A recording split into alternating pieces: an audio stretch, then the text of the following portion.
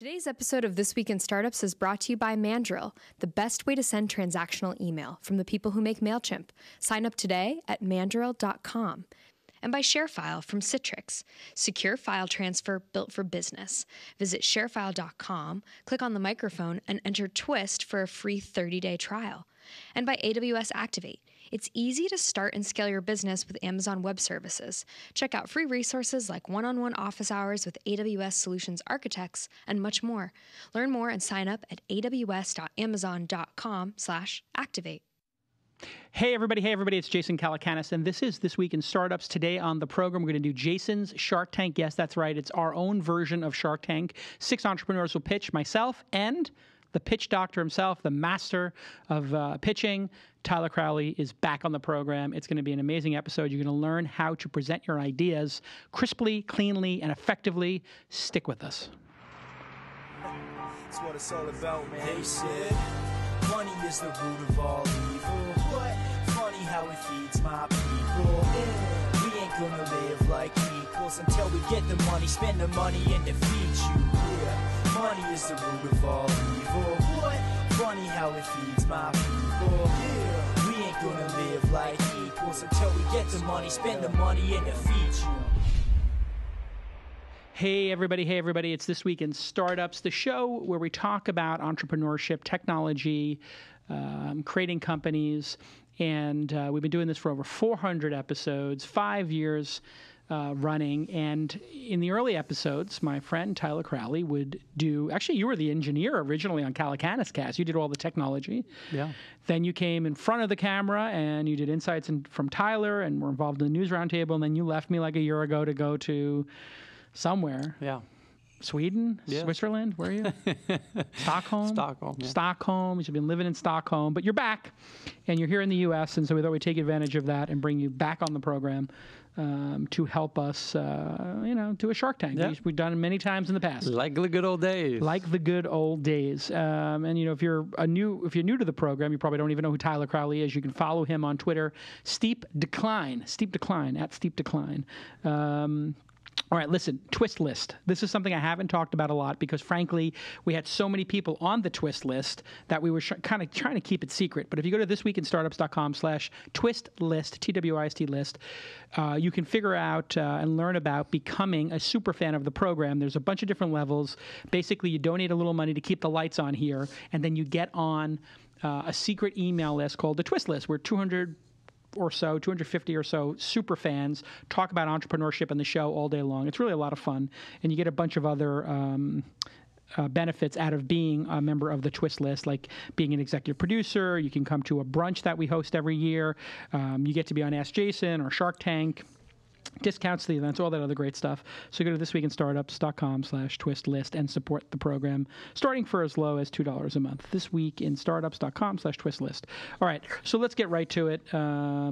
Jeff Wu is on the phone, or on the GoToMeeting, I should say, and he's with Food Mento. Jeff, are you there? I'm here. All right, Jeff. Welcome to the program. Do you know Jeff, Tyler? You sound like you know. No. Okay, so you don't know Jeff. All right, Jeff, you've been listening to the program for a while? I have, yes. Almost every single episode. So clearly, we have a man of discerning taste here. Do you have a favorite episode? Favorite guest? I actually like them all, but Travis's episode was really good for me. Travis 1 or Travis 2? The most recent? When at the conference, or the original? Travis, the original. Yeah. I agree. That's a great episode. All right. So you know the rules. You have 60 seconds to pitch us. Not dissimilar to the Shark Tank or the Launch Festival. People don't know this, but the producers of Shark Tank Once upon a time reached out to me to be on the program. Yep. And I didn't make the cut. I'm not bitter about that. But it's only 3 years ago. It's only 6 years ago now. Whatever. It's been on TV. I didn't make the cut. Yeah. What a huge mistake on Mark Burnett's part. Yeah. But he seems to be doing pretty well with my pal Mark Cuban on the program. And so we decided, listen, it was originally our format anyway, so we'll just steal their name and call it Jason Shark Tank here. It's a little play on words, a little having a little fun with it. And thankfully, there's been no lawsuits. Thankfully, Mark Burnett has not sued our asses for him stealing our format and then making it. Anyway, so Jeff, you ready? I'm ready. All right, you have 60 seconds. We're taking notes. Bring me a pen in here if somebody's got an extra pen out there in the engineering room. 2 pens. 2 pens, please. 2 pens. And 3, 2, go.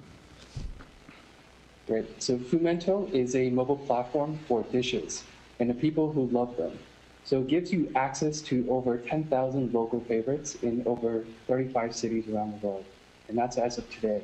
This includes dishes loved by your friends. So Jason, you travel the world. Your friends will have access to all of your favorites on the mobile platform wherever they are. For example, Tyler will have access to all of them in New York City. When he tries and loves the flaming saganaki at Molivos, you will be notified. And this seeds a meaningful conversation, brings people together. Fumento is not only focused on discovery, but also focused on collecting and using accurate data about you and your friends so we can recommend the most relevant dish to you, but also provide valuable insights about you and ultimately connect you with others who have similar tastes. The iOS app launched in the App Store last October, and we're just starting an outreach program to increase local dishes to 100,000 people. Okay, great. You took a minute. It was a pretty tight pitch. The product, by the way, looks gorgeous. Yes, it It's does. a world-class looking product, I will say that. Foodmento, pretty good name. Memento, something like that. That's right. Foodmento. I mean, we sort of get the pun on there. In terms of pitching skill, I did like the fact that you mentioned Molivos and Saganaki, which shows some level of being aware of who you're pitching, right? Right. So this is something we always talk about is know your audience. Yep. And if you know one of the judges, say at a conference like Launch or any other competing, lower quality conference, we won't mention any names, but Disrupt and Demo. But if you're at a conference where you have judges, knowing who the judges are Yes. and playing to the judges Yes. and playing to the person in the audience, it just shows you care. Yes. So this is just a great example of that, because the second he said Saganaki and Molivos, It gets personal. it got very personal gets for emotional. me, and it gets emotional. You connected with me, so then the next 10 or 15 seconds, you've got my, And you pull me in deeper. It's the simplest thing in the world to do, and you can't overemphasize how important that is to the person listening. Yeah. It changes. It's a complete game changer for the person listening. When they know that restaurant and they like that restaurant personally, Yeah. it's a game changer. And it shocks me how, we hear pitches all the time, and they don't get into the nuance of the personalization of touching you in that Yeah. One personal of way. our cardinal rules that we've learned after training 1,000 people to pitch is that examples matter. Oh my God. And so the more illustrative, the more personal, More personal, an the better. example can be, the better. And if you're an entrepreneur, Yes. and when you say, this is my startup, Yeah. and you can't explain a good example, you know what that tells people? You're lazy. Or, that's true, you're lazy, yes. And it could, or something even worse. You're not a good executor. Yeah, your product is, there aren't good examples of your product at work. Right. So that's like this other thing is like, if you're the founder and you can't come up with 2 or 3 amazing use cases for your product, guess what? Your product sucks. You need to go back to the drawing board, or you're Yeah. lazy. Well, here's the thing: is the person listening. The goal is to get them to say "wow," right? Yeah. Your goal is to get them to say, "Oh, wow, I want to use Yeah. that," right? Or You- nod. The feeling. But here's the thing: that wow moment is based off of input and output, right? The user does some kind of little input, right? And then Yeah. the app is going to give them some kind of output. Right. And at that moment, when the app returns the output, Yes. is when you want to say "wow." Yeah, the Like- behavioral loop. Yeah, here it is. Here's my new app. What is it? Foodmento. The user simply does XYZ, puts in 2 clicks, puts And the here's zip the code, reward. and then instantly they get. And you want to have that feeling of everything they get back Right. be far more than what they put in. Now, to be critical of this pitch, what was that moment of you get something back for you? This was the problem. Was he didn't structure it? He could have. He didn't structure the dynamic between the simplicity of the input and the maximum of the output. It just kind of lumped and rolled of a pitch, right? We Right. need to structure it so that it's like a good pop song. When you have a good pop song, the verse is kind of mellow and in a minor key, and then the chorus hits and it's huge and dynamic and in a major key, and it has a big dynamic shift. That dynamic shift is what you interpret and feel as a wow feeling. Very interesting. If you kept them both the same, this is why it's monotone. Amateur songwriters want the verse to be the best part of the song, and they want the chorus to be the best part of the song, and the bridge to be the best part of the song. It doesn't work that way. You have to build them in relationship to each other. Got it. So here, if Jason puts in, he loves the Flaming Saganaki at this place, Molavos. He loves this dessert called Blockheads on Sortel, and he loves the burger at Plancheck, where we had lunch on Sunday. The payoff would be for a third person who is watching Tyler and Jason favorite or bookmark their things to get that. Well, he also left out another.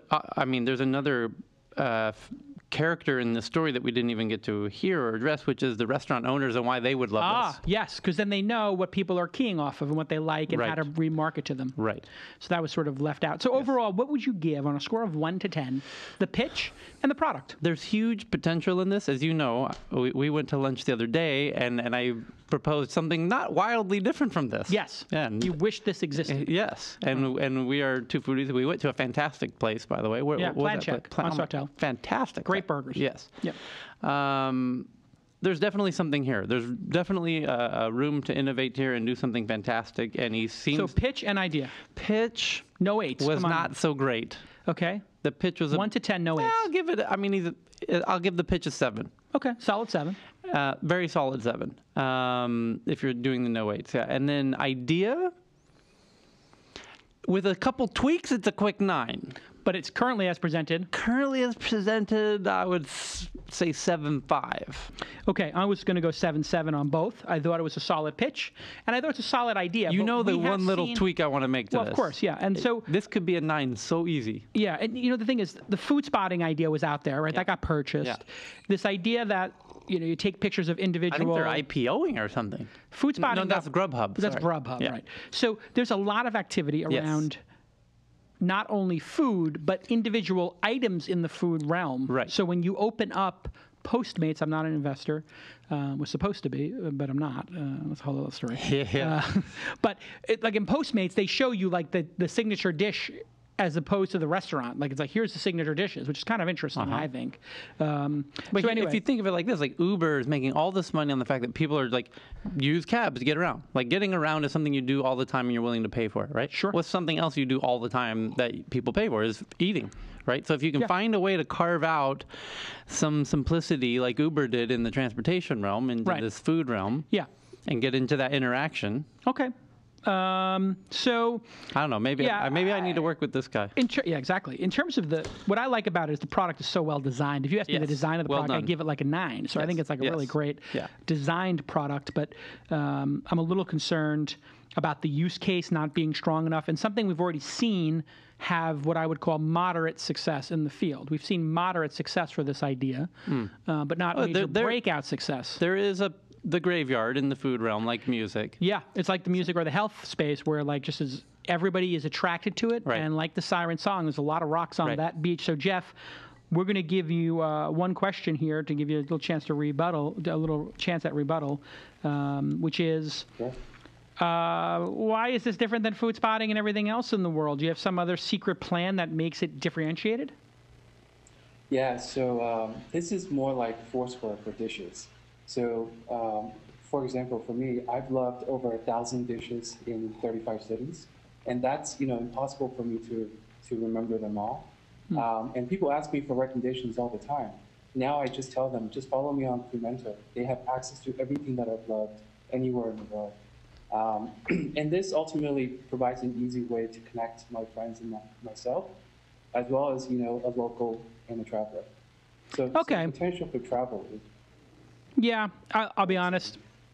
You need to really think about making a little more impact with this product, I think. I'll give you one little tip. Listen, I agree that you did the 1,000 things and people like it. I think that puts it all in the nice category, but we want it to blow up and get huge. Well, here's what happens. In this category of food, you and I are sitting here thinking, everyone's trying this. How do you get the distribution and the adoption of this? That's the hard part. Sure. Right? Yeah. The getting the good idea isn't the hard part. It's like getting people to actually use this is the hard part, even if it is a good idea.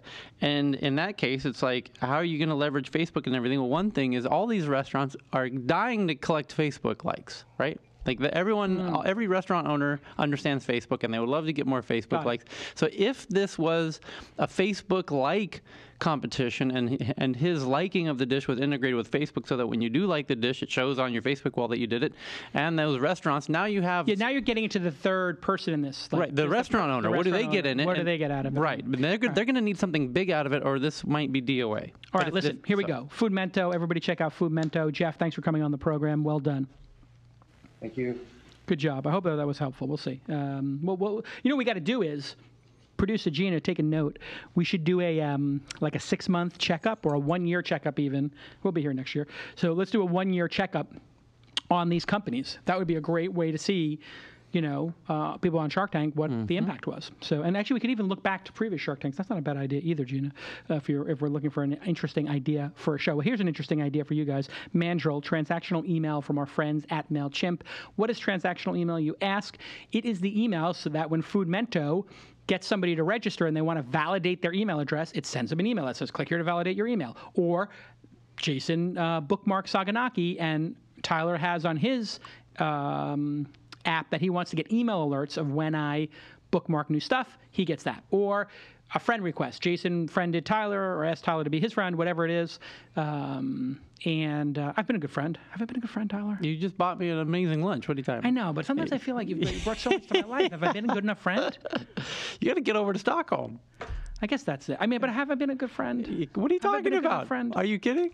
I'm asking a serious question here. I'm giving you a serious answer. This is why even ask the question? I just, sometimes you brought so much to my life. You brought so much to the conferences. You've supported me so relentlessly. I just want to make sure of it, that you think I'm a good friend. Yes. Very much Anything I could do better? Anything I can help you with? What I'm saying is, okay, you want me to come to Stockholm? I want you to come to Stockholm. All right, fine. I'll agree. I agree. I banned all travel this year, but since you're my friend, come in the summer. If that helps you, I'll come. You'll see what's happening. All right, so here we go.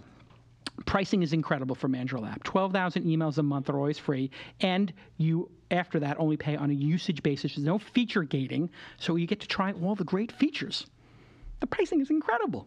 We use it, of course, and the hackathon, when people complete their projects or mentors put in reviews of the hackathon projects, all that goes through Mandrill, because let me tell you something, all those incredibly hardworking teams at the hackathon, and they're technical, they don't want to miss those emails. No. And if those emails went into a spam folder, you know what I'd have?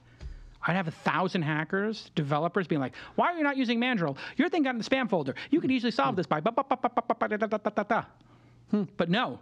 We don't have any of those problems because we use Mandrill. Transactional email, the best in the world, servers all over the world, real-time analytics on your iOS or Android, and good friend of the show, almost as good a friend of the show as I've been to Tyler. And everybody follow Mandrill app on Twitter, yeah, of course, and thank them. Say thank you at Mandrill app for supporting This Week in Startups. Okay, next pitch. Was that a good enough ad? Gina, did I do okay? Next pitch. Jason's looking for validation today. I just want to make sure. I got a 7 for that. My good friend. Am I a good pitcher? 7.5. Well, if I let you do an 8, would I get an 8? See, that's the thing. She's like being a wise guy. She's like, oh, a 7, because, I can't give an 8, right? I got you. All right, that's fine. Next up, Jonathan from Betty. Try Betty. No, am I wrong? No. Okay, next up, I'm sorry. Sharif Ali of Lucid Life. Social network. Oh, I don't want to give it up. So everybody can go to lucidlife.co. Sharif, you're ready to go? I am ready to go. All right, you know the rules. You have 60 seconds. 3, 2, go. Last year, I watched every episode of Game of Thrones alone because all my friends who also watch the show live pretty far away. But before one of the episodes, I asked myself, who else has this problem? Who else lives nearby and is also thinking about finding people to watch Game of Thrones with right now? I can't get an answer to that question on Facebook because it's too narrow. It's only people I already know. Twitter is too broad. There are too many hashtags all talking about the same thing, and I can't easily find people nearby. There really wasn't a place where I could share what I'm thinking right now and have that serendipitous encounter, like when you randomly bump into a friend at a coffee shop. And these days, the more time we spend online, the less that happens.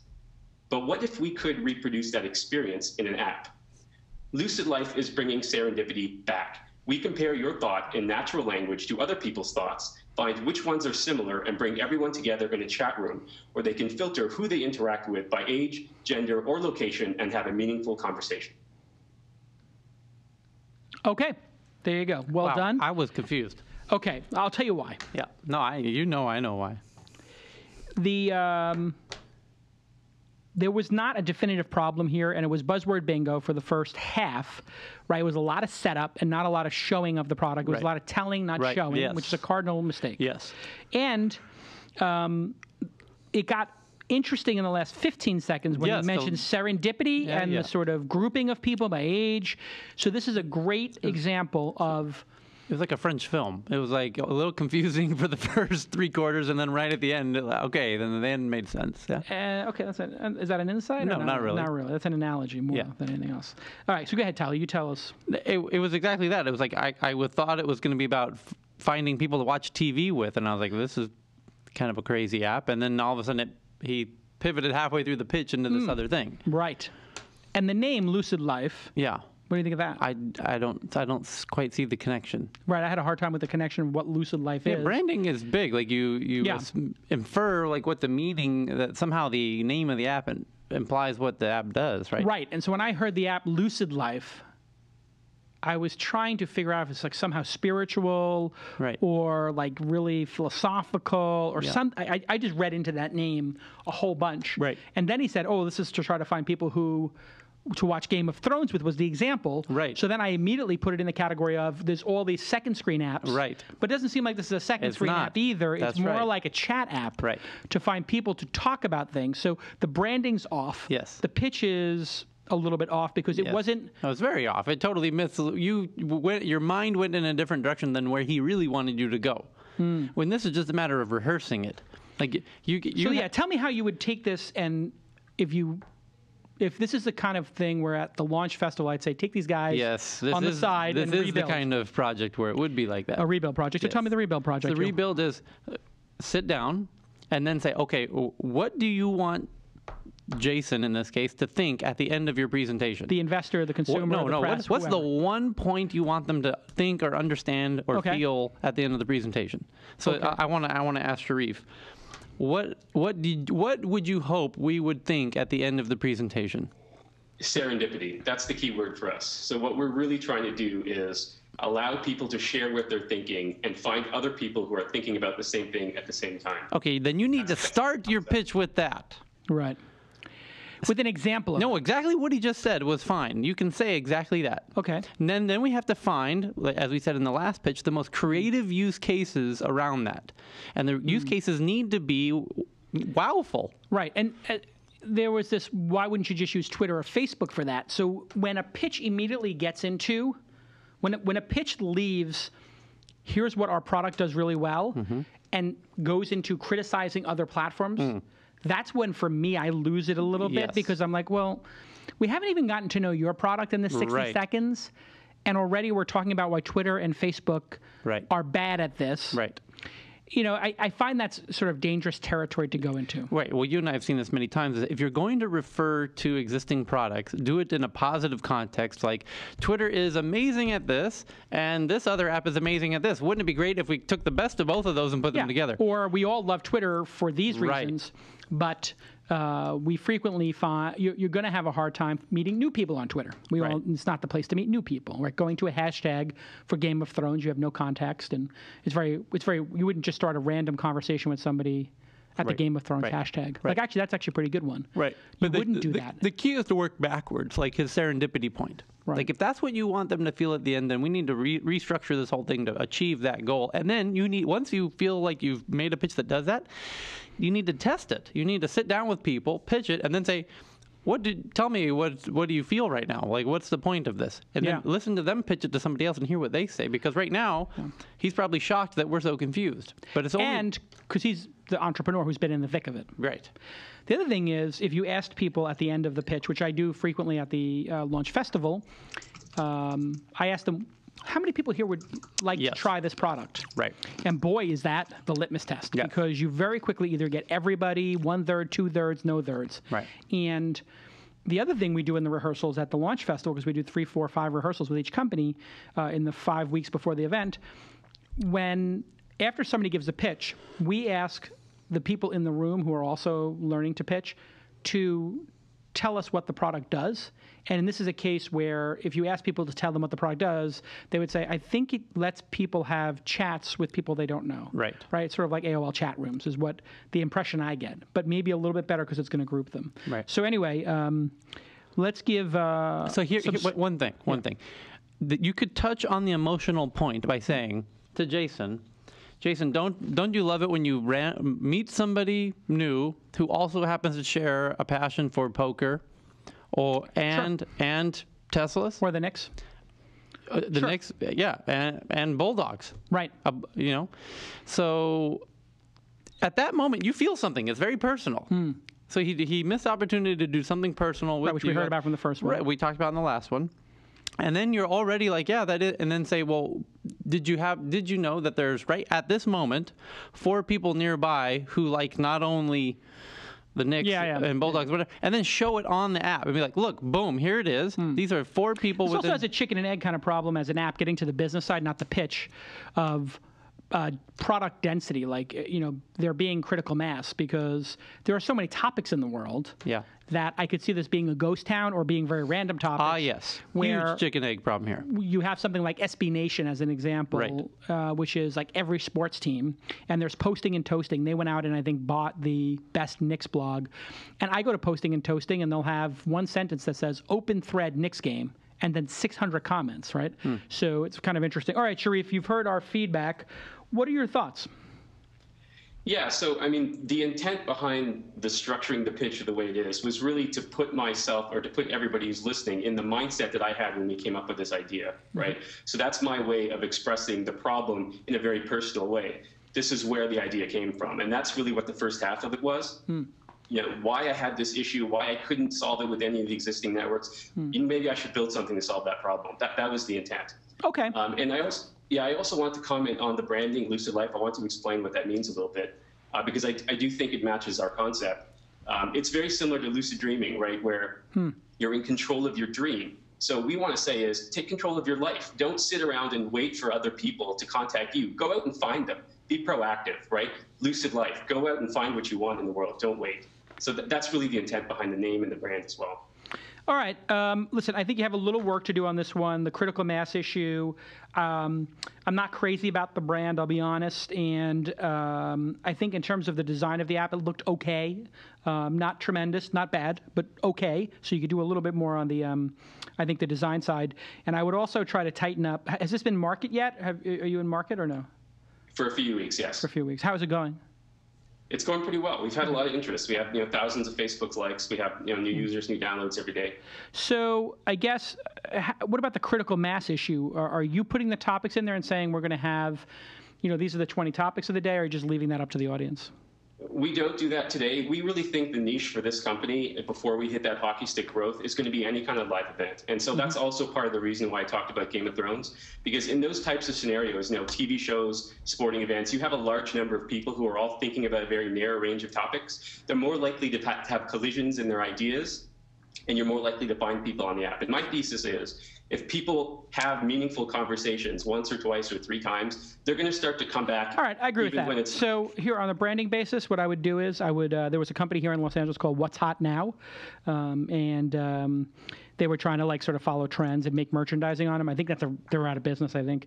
I'm pretty sure. Yeah, I know they're out of business. They sold it. So What's Hot Now might be a good thing, or Right Now, or some sort of name that is not about lucid dreaming, but about media occurring right now, live now or whatever. And don't worry about the domain name, because you're an app. You can pick any name you want, including now. You could literally name this app Now or Right Now and be okay with that, and then just get the domain name Get Right Now. All right, listen, great job, Sharif. And did you have a favorite episode of the show? Any favorite guest?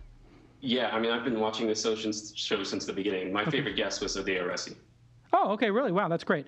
Okay, Sharif, thank you so much for coming on the program. Tyler, you give the pitch and the product? Woo. He's obviously a smart guy, and I'm looking at his app now in the store, and I have so many ways that I would love to pitch this, but the pitch as he did it is 6. Mm-hmm. And the product as presented? Product as presented... It actually, I'm going to give it 6.5. Okay. I gave the pitch a 4. It was just a mess, but could be cleaned up pretty easily. And I gave the product a 6, which means it has potential, but I think branding, design has to be I would leveled love up. to hear that, like, somehow when you put in a message, it's you somehow are able to absorb all the hashtag activity that's out there, and do a better, Okay. app out of it. All right. Hey, Gina, should I do an ad now or should I do another pitch? Ad? Okay, I'll do an ad. Okay, listen, this is easy for me to do because it's a wonderful product. It's ShareFile by Citrix. It's designed for business, and we use ShareFile here to send files of almost any size securely, and that's a key. You can access these files from any computer or mobile device, and the way you use it that's really interesting is you can request a file to be uploaded to a specific folder, get email alerts when somebody does that, like when we do it for artwork, for partners and stuff like that at events, get email alerts, obviously, when everybody is uploading and downloading stuff, and really share those large, huge video clips, which we do often, where we send people who are advertisers their video, or we send videos to partners and that kind of stuff. So go to ShareFile and click on the radio microphone button. Use the offer code TWIST, TWIST. No credit card is required, and it's a free 30-day trial. If you would like to get the exclusive top 10 questions answered by investors, that includes David Cohen, Dave McClure, Steve Jurvetson, Brad Feld, Mark Suster, and more, then sign up for ShareFile using the promo code TWIST and send request a file link to sharefile@launch.co. So that's all you do. You sign up for ShareFile, use the promo code TWIST, and then request a file link, sharefile@launch.co. And the new video will be available only to those using ShareFile. Thanks again to our friends at ShareFile by @Citrix. Go ahead and thank @ShareFile for supporting independent media like This Week in Startups. What a great product. What a great team over there. Okay, let's keep moving. Next up, Jonathan Wolf of Betty. Is that right? Did I get it right? Is Betty next? Are you Jonathan? Yes? Yes. Okay, so let's just get the sound up for Jonathan. Pretty good company so far. I say this is like, compared to year 1 or year 2 of the program, you just see across the board just higher quality execution. Yeah. Well, they have an advantage. If the people have been listening to every episode for 5 years now. Yeah, that does give you a slight advantage. I think it's just the amount of information that's available to founders now, just blogging by venture capitalists and entrepreneurs, which is really a recent phenomenon in the last 5-10 years. All the secrets are out now. So if you get all the secrets out there, boy, if you can't make your product look good, if you can't name it properly, if you can't, do that properly, today, it's a real signal, isn't it? It is, but it's still a never-ending struggle for people to pitch their own products when their head is so deep into it. It is. You're so close to the elephant. We saw it on that last one. It's like so close. You just got to step outside of it. Work with somebody who doesn't know your product and work with them. Well, that's always a great test that we do during the launch festival, which is... You said you ask the other people in the room, like, what does this app do? Yeah, you have them pitch it, but I also like to stand up and pitch it myself. Oh, yeah, and see how every single time you do it so well that they're like, there's your pitch, and they're like, how did you do that? Like, yeah, well, my head... Independent, right? You're independent of... okay, so next up is Anala? Did I get that right? I thought we were doing Jonathan. I think we switched it. No, we switched. All right. Anala, how are you? It's Anila. Anila? Thank you. Anila? Yes. Anila. Correct. From Kid Around Travel.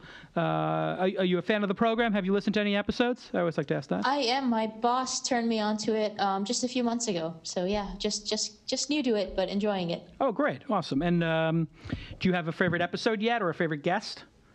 I really like the Mark Cuban one that was just a couple of days ago. Oh, great. It's pretty fun. Yeah, he's awesome. He's a great character. Yeah. He is.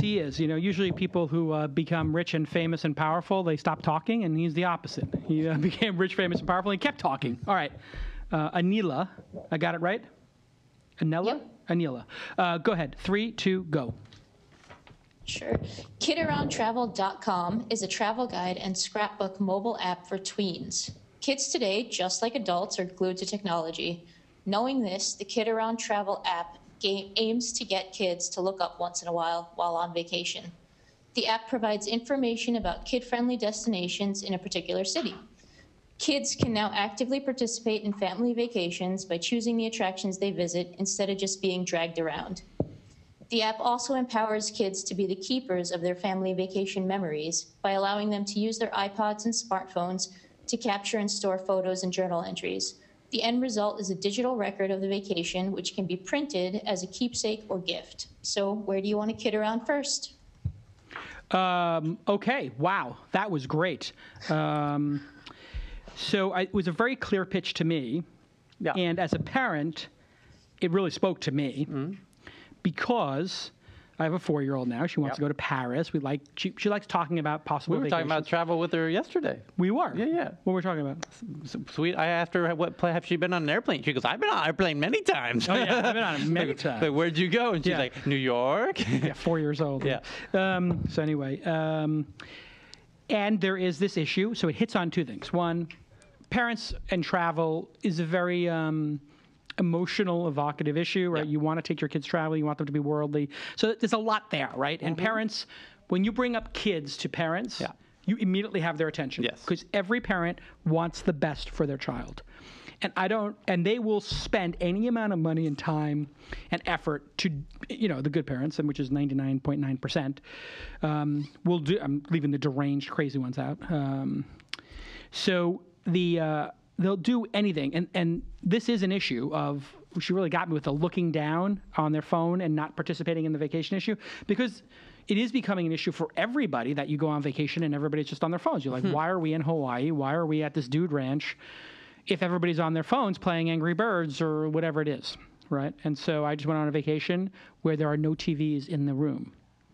And we didn't bring the iPad, so the whole vacation was horses and chickens and, fishing and great stuff. So this really spoke to me.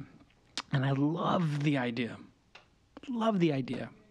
of the kids being the keeper. I think she said the kids being the keeper of the scrapbook or, the memories kind of thing. It gives the kids a sense of purpose that they picked the location, which is another thing I loved. The kids picked the locations and they scrapbook it, right? So here is a presentation that didn't actually show the product, because I guess... Yeah, that was the hard part for me. But that's fine, because it's obviously this is like an idea stage, I think. The product's not done yet. But that it spoke to me so deeply, and I remembered so much about the pitch because I have the problem myself. And now you don't have a kid, so I don't know if it spoke to you in the same way. And you were just on vacation, yeah. But what are your thoughts on the pitch and the idea? As a non-parent... that you know of. I was sitting here, like, really staring at the screen, like, hoping to see more product around it. Right. And I was analyzing things like the pitch delivery context of now the kid can do this, and now the kid can do that, and now the kid can do this. And this is another one of those words that I tell people, don't use the word can. Just use the word does. So now the kid takes photos and makes a scrapbook and make it more concrete instead of theoretical. They could. Okay, so that's good. That's just how you use words. Right. Take out the theoretical of what the user could do and say now children will. Yeah, and not even children. The next level is to say now London. Right. Will pick Paris as the place she wants to go. Right. And London picks that her top 5 places are: she wants to see the Venus de Milo at the Louvre. Right. She wants to go to the Champs-Élysées. Right. She wants to go to the Tour Eiffel, and she wants to take a boat ride in, the rivers, the Seine River. So that's where you could actually make an even deeper connection, which is walk the person through the product. Right. I give this pitch as currently done a 7. I give the idea a 9. And that's because we're not doing 8s. Right. So just so people know, we like to force ourselves to decide, is it an excellent idea or an okay idea? If you ask people to rate 1 to 10, they'll always pick an 8. They always do, because they want to be nice. The pitch caught you because you're a parent, and this is one of those classic... And I might say 8.5, but it's somewhere between 8. If we're doing half points, I'd probably say 8.5, but 8.5 to 9, and the pitch was like a 7 because it didn't show the product, but it still got me. Go ahead, your scores.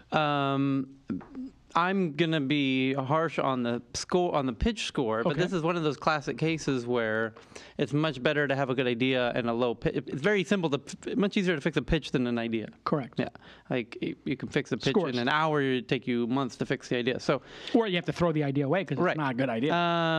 The pitch was like a 6.5. Okay. And there's definitely an opportunity in there. This is an 8.5 of an idea for me. Okay, so I'm going to give it a 9. You gave it an 8.5 on the idea, and 6.5 and 7 for the pitch. I would make it a paid app, though. So what do you think of the feedback? Yes, thank you very much. I thank you for all of the kind words. And as you did sort of allude to, we are kind of in the early stage, just getting everything ready to go. So I'll definitely let you know when we're launched. And yes, definitely a paid app. And is this something that you're building as an entrepreneur? Are you part of a bigger company? Where is this being built? So what's the context here? This actually was, it's been an idea of mine for many years, and just sort of, I pitched it a few months ago here in Minneapolis at Startup Weekend, and it won. So now we're taking it to the next level. So I'm currently full-timing, and this is kind of on the side. What do you do? Are you designer, developer, project manager? I work in advertising. Oh, okay. I work in advertising, sort of digital project management, basically. Okay. So what would you say your core skill set is? Marketing? I would think marketing's probably the core of the skill set. And then I also do have a good understanding of UX design, and then we have a developer on board. Great. I would say that the reason I asked that, to know the background, is it's a very well packaged product because the name Kid Around, drop the travel. You don't need travel at the end of it. It's implied. I mean, you could in the naming of it in the App Store, you could leave it there for SEO purposes, but just Kid Around. It's enough. You know, you don't need the third word. Kid Around travel app for it's like you don't have to get just drop the word. It's the same advice I told Mark Zuckerberg with Facebook. I just said drop the. Joking. That was Sean Parker who said that. A little too subtle on that. Yeah. So anyway, I love the brand Kid Around, and what I would say is you should really work on your UX skill. Because being a marketer, you're going to get ghettoized as like a not important person in the startup world. Like marketers are considered like a dime a dozen.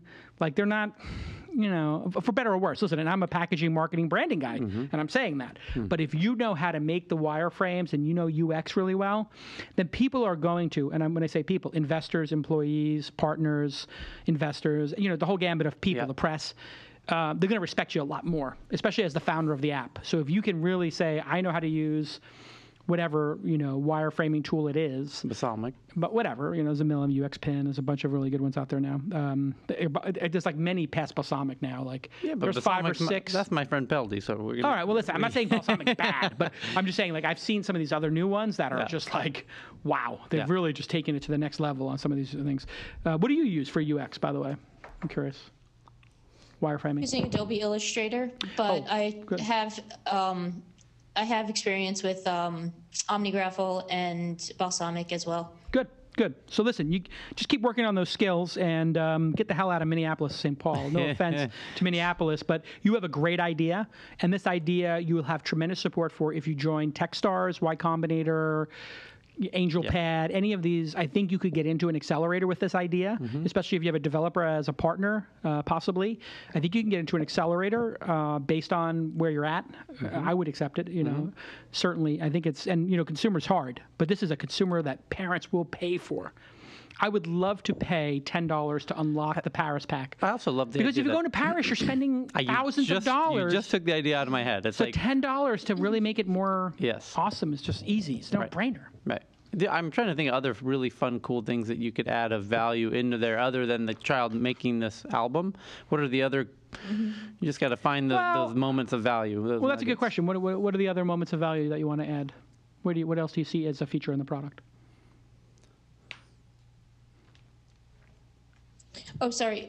So for myself, we will be adding video, hopefully as like a next level, and then maybe in-app trivia or games, things like that, to kind of keep them engaged and learning about where they are. Almost like you could do a scavenger hunt and weird things. See, I think the gamification of it's like a pretty cool thing. Like you could become a level 1. You get level 1 by arriving in Paris. So you get to Charles de Gaulle, and like you check in at the airport or something, and you describe how you got there. Got there by plane, got there by train, got there by car. So that's like, now you're level 1 Parisian, visitor.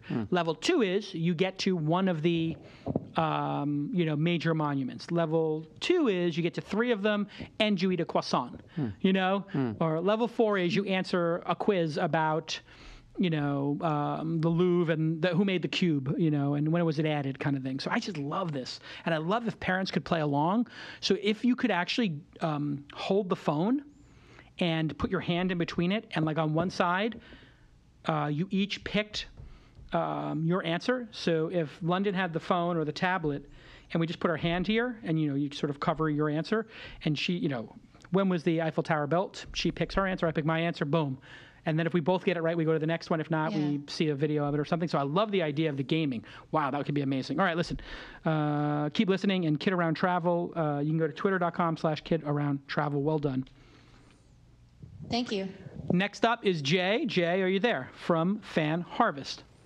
Hi, Jason. I'm here. Okay, you're here. Connection's broken up a little bit. Hopefully it's on Ethernet, and you've turned off your Dropbox, Space Monkey, BitTorrent, and any other device, iTunes. You have anything else downloading? Let's give it a... No, sir. Okay. So are we ready? The audio sounds good. Can we just go with the audio then? Okay. Yeah, I'll take that T if you have it.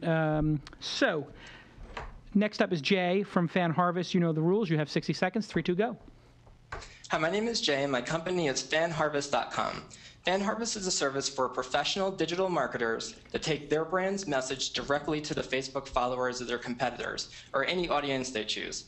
So let's say, for example, your company is competing with Mandrill or ShareFile, God forbid. We show you which of their Facebook posts got the most engagement and which users engaged with those posts. You can then use that insight to create an ad or a post and target it at those specific users using our integration with the Facebook Ads Manager. Ooh. Since the users who post comments tend to be the ones who click on the ads and engage with content, we get you really nice ROI on your Facebook ads because we're pairing proven content with a proven audience. So just $99 will get you your first custom audience report, and we've made over $3,000 in revenue since launching out of the Founder Institute 3 weeks ago. Thanks for the opportunity to be on your show. All right. Tyler, I'm going to let you go first on this one. I missed it. What? I did. Well, are you writing notes? No. You don't understand the concept, you're saying. It was the way that he pitched this. I got it right up until he was saying, like, he was talking about the comparative to your competitors and what they're doing on Facebook and getting the report on that. And then all of a sudden I tuned out for a second. I came back, and the way that the pitch was going, there was no place to enter back in to understand. It's like I missed the murder scene, and I was like, wait, what did I miss for the rest of it? Let me explain it. There's a lot of interesting technology going on in the world right now that people are not aware of. One of them is called retargeting. You know retargeting, but for people who don't, who listen to the program for the first time, retargeting is... Those damn Zappos shoes that follow me everywhere on the web. Yeah. So you go to Zappos, they put a cookie on you, or Zappos has your email. Yeah. Jason at Inside, jason@calacanis.com.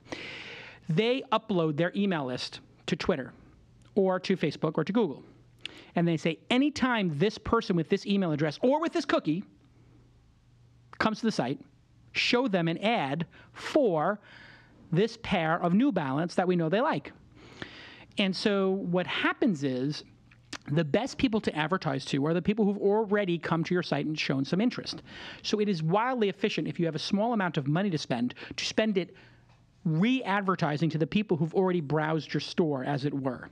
So as an example, if we had, we've had like maybe 2,000 or 3,000 people come to hackathons. If we do the next hackathon, the best thing to do is upload that email list, and it's securely done. It's, you're not exposing it to the folks at Twitter. You upload it.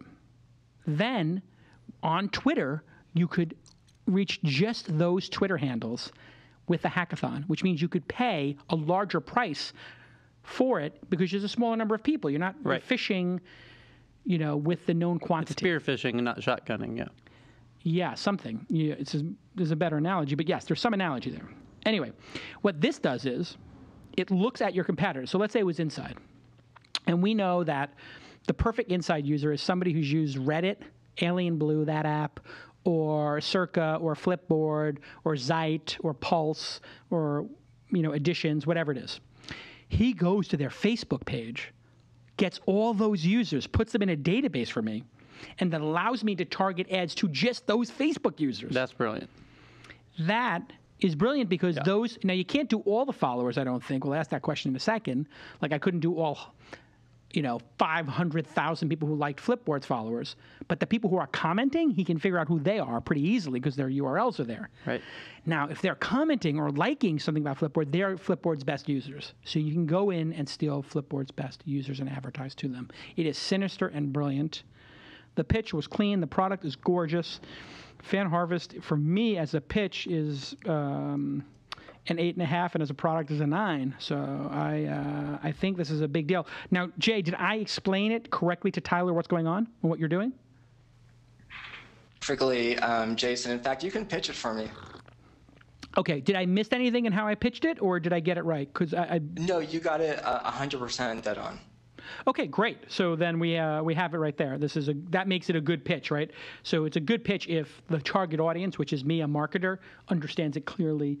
And in terms of a product, wow, I think it's great. And obviously, people are going to pay for this service. Now, one hard question: when I'm on Twitter or I'm on Facebook, it allows me to target ads to the followers of, let's say, Flipboard. So I can say anybody who follows Flipboard on Twitter, show them an ad for inside.com. How do you provide more value than that? Because isn't following them like the greatest, sign that somebody really likes them? It's like, isn't it built into Twitter?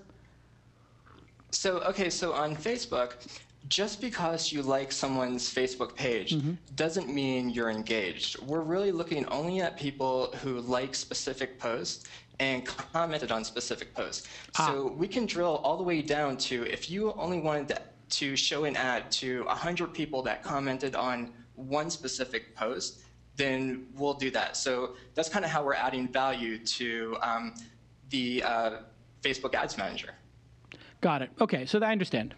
You're going to get those really awesome industry-leading people and get them to me. I get it. Tyler, your scores. For Jay, I guess from the Founder Institute, run by my friend. Here's the question: what is the likelihood that Facebook or Twitter will add this level of granularity in the next 2-3 years? Okay, answer the question.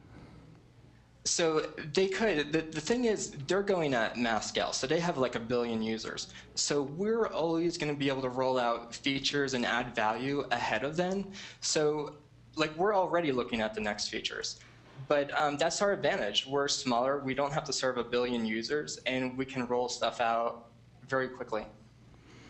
Okay. Yeah, I don't think they're going to have this issue because I think it would be very hard for I think it's going to be hard for people to for Facebook to sell Flipboard's most engaged fans to another brand without pissing off Flipboard. It's already kind of controversial that I can target Flipboard's Twitter followers or something, or whoever's. That's already kind of, I guess the market has accepted it because even though you're pissed off about it, you like having the ability to do it. You know what I'm saying? It's sort of like, how dare you sell the inside followers to Circa or, Flipboard or New York Times? But it's also like, well, I kind of like doing that too, advertising to my competitors or what was that, my competitors or whatever they are, or people in the same vertical. So interesting. All right, listen, if you're listening to this program, please use the hashtag #TWIST, TWIST, and or CC at TWI Startups, and give us your scores for Fan Harvest or Kid Around, and just use the hashtag #TWIST, #TWIST, or at TWI Startups, and we'll read your scores on the air if you're doing that. Okay. Jay, great job. Thank you. Next up is Brian from Looped. Wait a second. There was a company. Hey, Jason, how are you? I'm good. There was a company called Looped. Oh, it was with a T. This is Looped. With a D. With a D. GetLooped.com. Yes, Sam Altman from Y Combinator. Yes. Okay, so you know the rules. You've seen it done. You have 60 seconds on the clock. Go. Thank you. My name is Brian Freeman. I'm the CEO of Looped. Looped is the easiest way for social business professionals to exchange contact information with context to build a high-quality network. For example, if you're going to an event, a networking mixer, conference, or a trade show, you take out the Looped app, log in with LinkedIn, and using Bluetooth, it's the world's first app where you can discover and search for people within 10 feet. Instantly, Jason, if you were within 10 feet of me, your face would pop up. I could connect with you, which would also automatically send a LinkedIn request. I could then message you after the event. I could add tags to create a high-quality network of lists. I could write notes about you live time. And then from there, I could export it automatically to Evernote, Salesforce, Sugar CRM, or any other CRM manager you use. The great thing about our thing is that you can save time networking. You can remember the contact information from the date, time, location, and it replaces the old-fashioned business card. Every networking app out there right now, it's all about just changing information from the beginning.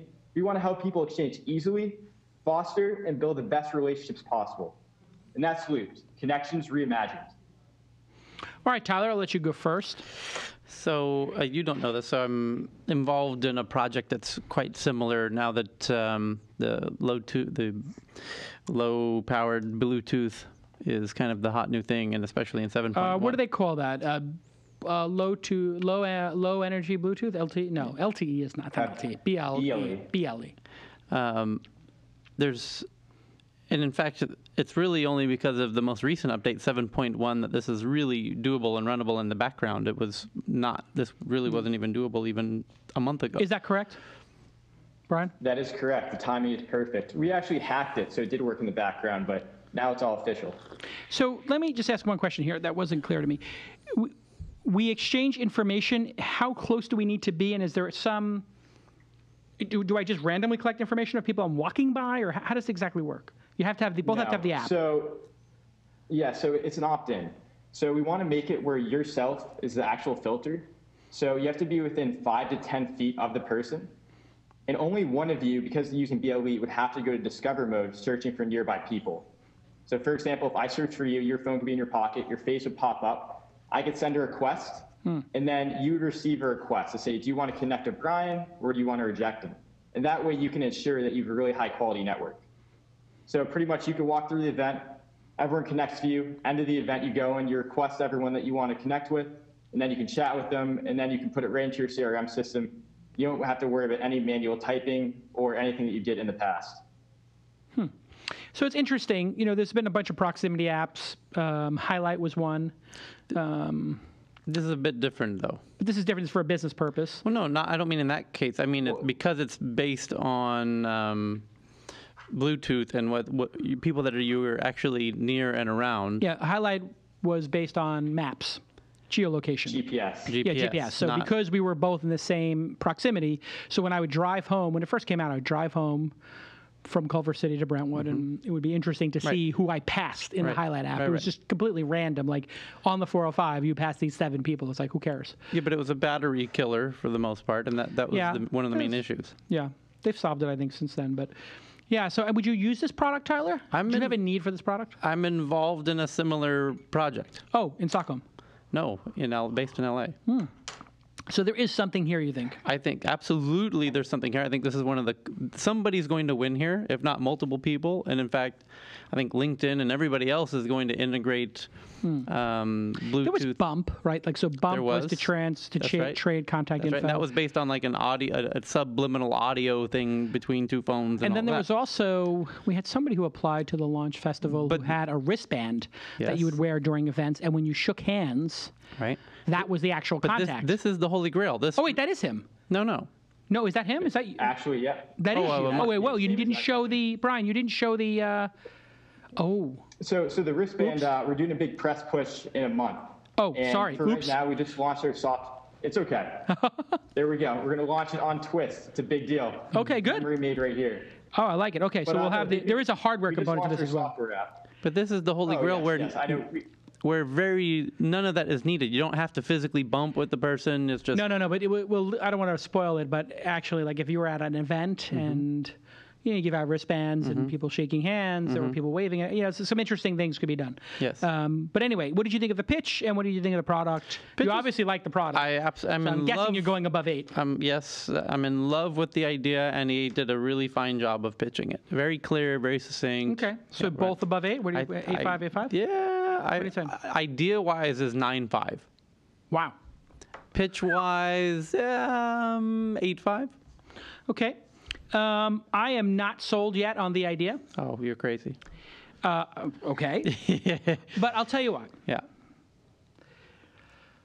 Well, I'm talking about the bigger idea of exchanging. There was a bigger idea than what he's doing the business case Exchanging for. information by Bluetooth is interesting. Right? Yes. You have AirDrop. You have these other services to share things. So, listen, I think it's a solid pitch. It's like a 7. LinkedIn's going to acquire this in 6 months.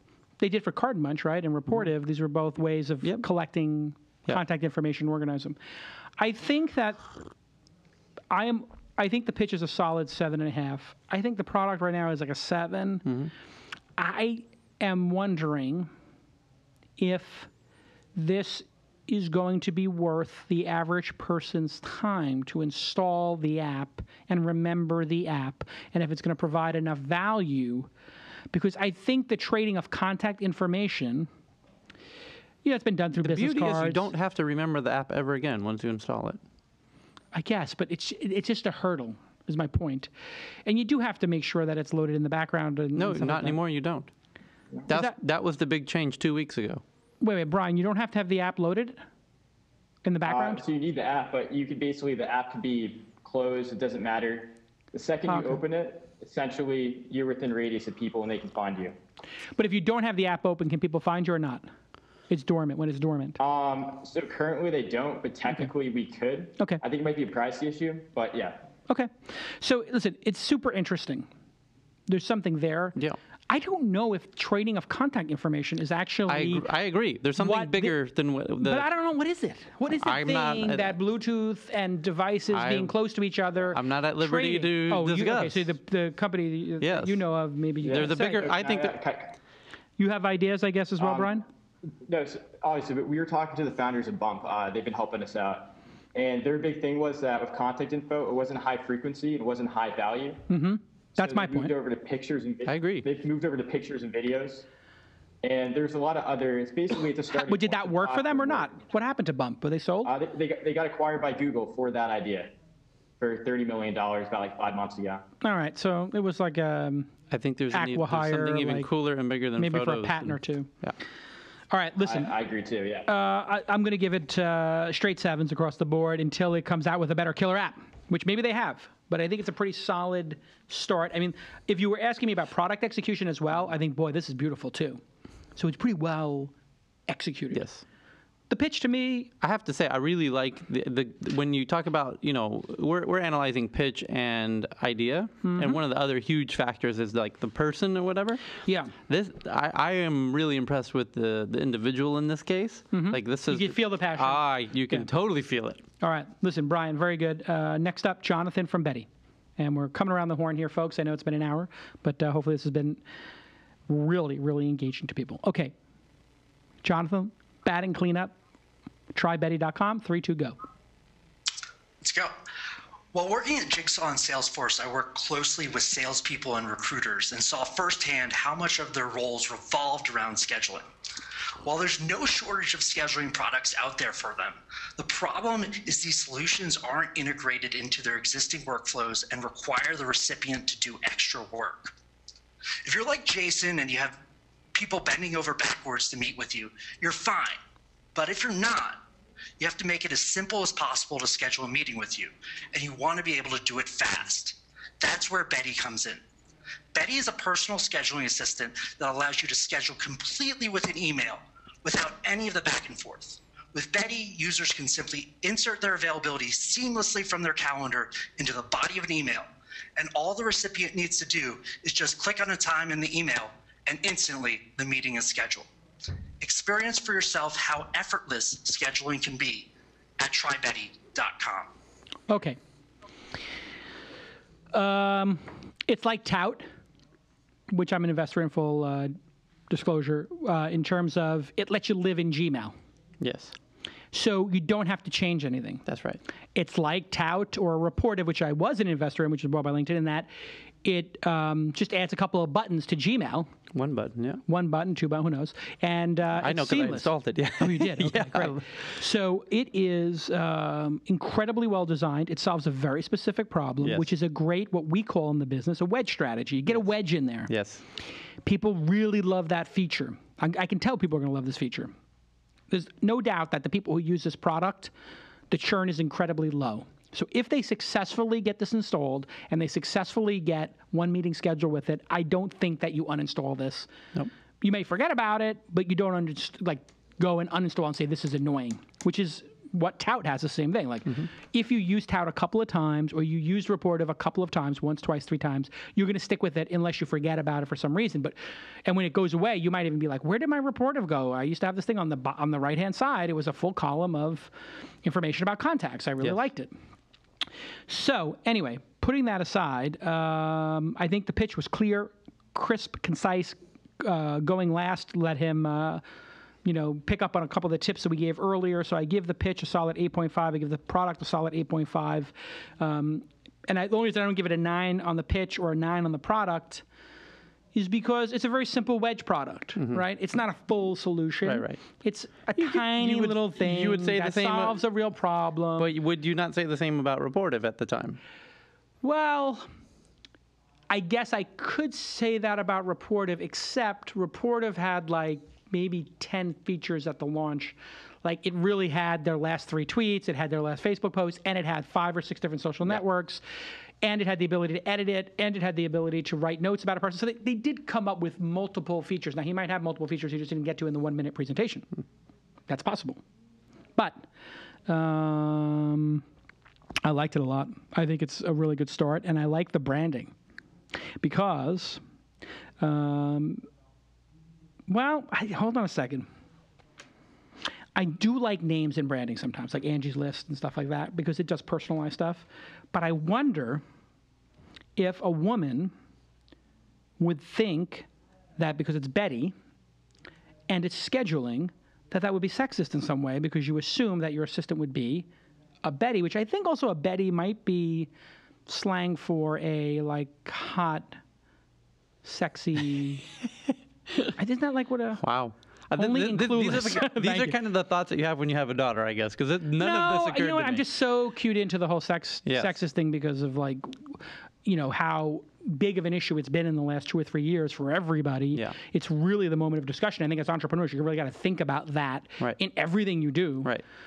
So let me ask Gina and Jade out there, when you heard Try Betty, did you think? Gina says, I like it. Okay, so no problem there. And Jade, too. Okay, so they both liked it. And did you even for a moment think what I thought, like, oh, maybe it's like your assistant is, Brandis doesn't like it? Okay, interesting. But did any of you think it was sexist? Let me just ask that. Brandis just said, yeah. Oh, Brandis says yes. Okay. Yeah, so anyway, so this is the thing about branding they have to be very careful about. Yep. Obviously, the founder here is not sexist. Obviously, the name is, not intended to be sexist. But you do have to be aware of the fact that, you could be perceived that way. Right. And unintentionally. Right. You just have to be really, really careful. So let me ask Jonathan, why did you come up with the name Try Betty, not to put you on the spot, and have you had that feedback? No, it's really funny that you mentioned that. We're actually changing the name in about 2 weeks because of this reason and another reason. Like when I first came up with the name, I was just looking for a name to sort of personify the brand and something that wasn't too sterile. A lot of the scheduling companies go for something that is just like very unrelatable, and I wanted something personable. But in any event, basically the feedback that I got was from some users. They loved it. They loved being able to talk about a person, scheduling their stuff. But the other feedback I got was, since this is being used in professional settings, it's used between a recruiter and their candidate, between a salesperson and their potential prospect. They wanted something that was a little less, that had a little less personality, and that was a little more professional. A little more utility. Yeah. Less branding, more utility. Exactly. And so that basically sealed the deal. And while I do think there's advantages to Betty, I definitely now realize, and it was just not in my, I guess I just didn't talk to enough people to sort of get that feedback. But I think I understand it now, and hopefully it's not going to be an issue within a couple weeks. Yeah, it won't be an issue. I mean, I think, there are people on Twitter who are let's just call them, without saying any names, like the absolutely assault and annihilate anybody who they perceive as having bad intent, but here's a reasonable way to handle these issues, have a reasonable discussion. It's called manufactured rage, yeah. Yeah, like there's a lot of manufactured rage going on. Like I think a better tactic than the one we take on the show is to talk about these issues as adults with courtesy and, just general sort of intelligence and, sort of giving people the they're benefit of the doubt. intentionally being raged, All right, so let's get to rating. I gave mine, which I think was 8.5, 8.5. What are yours, Tyler? As the pitch could have been better, I guess. But strong, so I'd go 8. As a product, You can't do 8, so you're going 8. Oh, sorry, so 7.5. Oh, 7.5, okay. You took over, okay. But it doesn't so much matter. You fix the pitch in a heartbeat. The product, I have used it. I installed it last night. I've used it twice since. I've already used it twice this morning. Oh, wow. Big endorsement. And it was a joy. Oh, okay. It's fantastic. I can tell already I'll be using it daily and looking forward to using it more. It's fantastic. So what do you give the It's product? rare that you find a product that you're going to use so daily. You're definitely above an 8. Yeah, I'm at, but like you said, it's not. You're not going to change the world with this necessarily. So we're not giving it a 10 or a 9.5. I can't give it a 10. No. So that means you're either 8.5 or 9 based on our no 8 system. I'm going to do 9. Okay, fine, solid 9. I give it 8.5. It's great. Jonathan, do you want to tease us with the name, or are you still in the process of acquiring it? No, I mean, I would love to get your feedback, actually. So basically, there's a lot of scheduling software out there, lots of different names. A lot of them are taken. But what I was thinking about, and I'd love to get your feedback about it, is Assistant 2. So it would be Assistant. This would open up really cool marketing sort of opportunities as well as product opportunities. So Assistant 2/Jason, Assistant 2/Tyler, Assistant 2/me, Assistant 2/you. I think that's great. You know what I like about that is when you level up the product, you can think about the other things an assistant might do. Right. Like an executive assistant, which is a sort of more politically correct term for somebody in that role. Like we don't use secretary anymore. It's considered. I guess some people might use secretary. People consider secretary. The Secretary sexist. of State is. I think we're good until they change only the Secretary title. of State. Yeah. So, but you have secretaries on the board of companies, right? Yeah. So secretary is out. So executive assistant is in. I don't know if there's going to be a time when people say executive assistant is. Secretary is not gender specific. I think people consider it. No, that's why we call I know it is not. John Kerry and I understand. Hillary Clinton. I know, but I'm just saying people do historically consider when you say my secretary, I think it evokes a very Mad Men type. Wow, we just did it at the same time. A Mad Men bad vibe, right? It's a word that's just loaded with some history. So anyway, I'd love that because there are other things an executive assistant might do, and those functions might be booking travel or whatever it is. And so you could start adding those things as a service. Yeah. So we'll book the meetings for you, but do you need a location for it to occur? Right. Do you need what do you need at the meeting? Do you need a projector at the meeting? Do you need somebody to do your PowerPoint? Whatever it is. Other things executive assistants do, it could start it gives you at least that thinking or branding that could go that direction. All right, very good. All right, so Tyler, let's do this real quick because we're an hour and 12 minutes into this episode. It's a ridiculously long episode. We saw 6 pitches. We should do 5 next time. Food Mento, which is like food spotting but better. Lucid Life, which is chatting about things going on right now. Betty, which is going to be maybe my admin kind of a thing, but personal assistant. We saw Looped for trading contact information or maybe more. Kid Around for travel memories with you and your kids. And Fan Harvest for getting your competitors' top fans to your product on Facebook. Do, do, do, do, do, do, do. Tyler's back on the program, and he's thinking about which one is his number 1 and his number 2 as well. I will pick my 1 and 2, and then we will guess each other's. Da, da, da, da, da, da. Okay, here we go.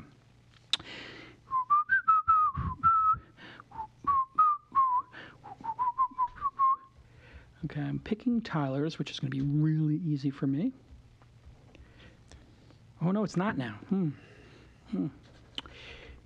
Okay. Okay. I got Tyler's, and I'm actually putting 3. I'm going to put your 1, 2, 3. I know. This is like some serious ties for a second here. I know. I'm going to put 1, 2, 3, and then I'm going to put my number 1 and my number 2. I have Like a three-way tie for second. You cannot do that. If you want to put 1, 2, and then a runner-up, you can.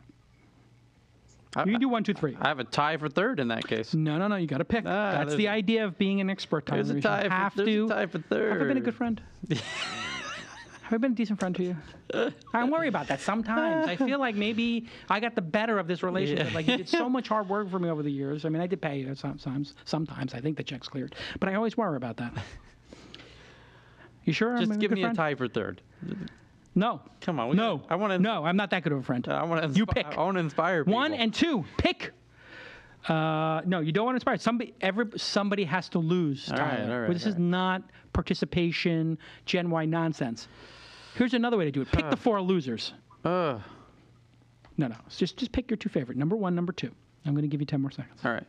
And 1 and I 2. think I have mine perfectly set up here. And I'll pick my 3rd place as well.